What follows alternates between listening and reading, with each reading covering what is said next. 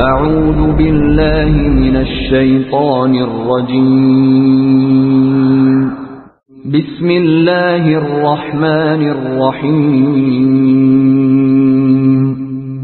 به نام خداوند بخشنده مهربان. اذا جاءك المنافقون قالوا نشهد إنك لرسول الله والله يعلم إنك لرسوله والله يشهد إن المنافقين لكاذبون. هنگامی که منافقان نزد تو آیند گویند ما گواهی می‌دهیم که یقیناً تو فرستاده الله هستی و الله می‌داند که بیگمان تو فرستاده او هستی و الله گواهی می‌دهد که منافقان یقیناً دروغگو هستند. اتخذوا ایمانهم جنة فصدوا عن سبیل الله انهم ساء ما كانوا يعملون. آنها سوگندهای خود را سپر قرار دادند پس مردم را از راه الله باز داشتند. به راستی کار بسیار بدی انجام می‌دهند.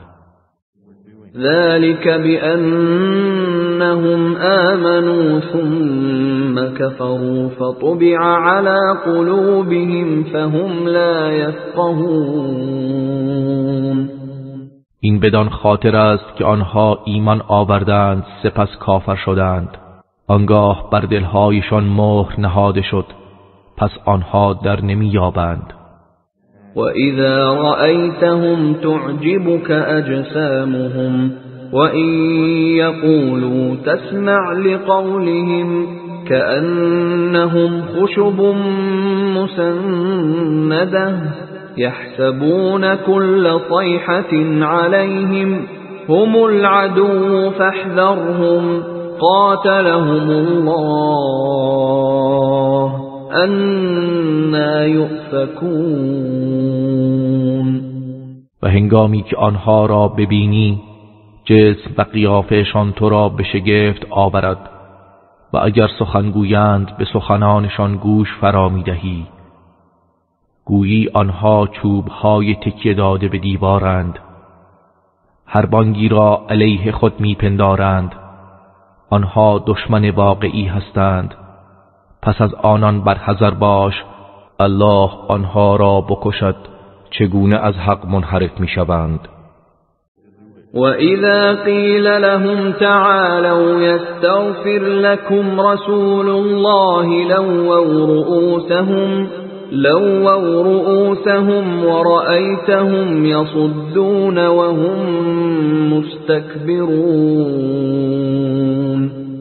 و هنگامی که به آنها گفته شود بیایید تا رسول الله برای شما آمرزش بخواهد سرهای خود را تکان می‌دهند و آنها را می‌بینی که از سخنان تو اعراض می‌کنند و تکبر می‌ورزند.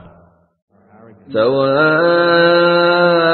عليهم استغفرت لهم ام لم تستغفر لهم لن يغفر الله لهم إن الله لا يهدي القوم الفاسقين. برای آنها یکسان است که برایشان آمرزش بخواهی یا آمرزش نخواهی الله هرگز آنان را نمی بخشد. بیگمان الله قوم نافرمان را هدایت نمی کند. هم الذين يقولون لا تنفقوا على من عند رسول الله حتى ينفضوا ولله خزائن السماوات والأرض ولكن المنافقين لا يفقهون.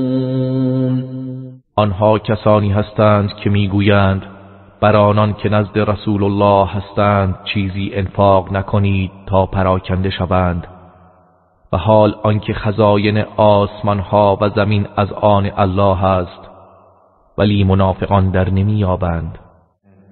يقولون لئن رجعنا إلى المدينة ليخرجن الأعز منها الأذل ولله العزة ولرسوله وللمؤمنين ولكن المنافقين لا يعلمون. آنها میگویند اگر به مدینه بازگردیم یقینا صاحبان عزت ذلیلان را از آنجا بیرون می کنند، در حالی که عزت از آن الله و فرستادی او و مؤمنان است، ولی منافقان نمیدانند. یا ایها الذین آمنوا لا تلهكم اموالكم ولا اولادكم عن ذكر الله ومن يفعل ذلك فأولئك هم الخاسرون. ای کسانی که ایمان آورده اید، اموالتان و فرزندانتان شما را از یاد الله غافل نکند و هر کس که چنین کند پس آنان زیانکارانند. و انفقوا مما رزقناكم من قبل ان یأتی احدكم الموت فيقول رب لولا أخرتني إلى أجل قريب فأصدق وأكن من الصالحين. و از آنچه به شما روزی داده ایم در راه الله انفاق کنید پیش از آن که مرگ به سراغ یکی از شما آید، پس بگوید پروردگارا ای کاش مرگ مرا مدت کمی به تأخیر می انداختی تا در راه تو صدقه بدهم و از صالحان باشم. ولن يؤخر الله نفسا اذا جاء اجلها والله خبیر بما تعملون.